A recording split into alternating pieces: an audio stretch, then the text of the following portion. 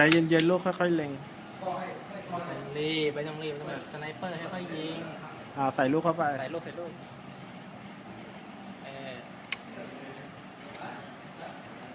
โอเคนั่นแหละไม่ต้องตบ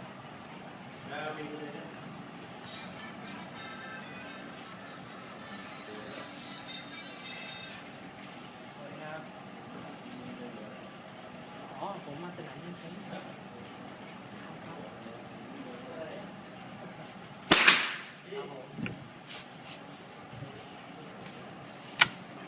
เราลืมบอกไปยิงปืนครับผม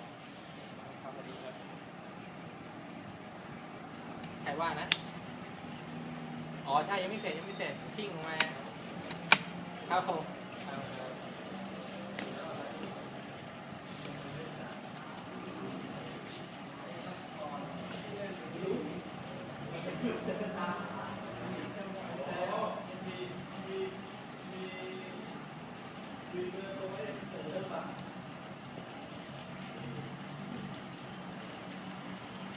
Thank you.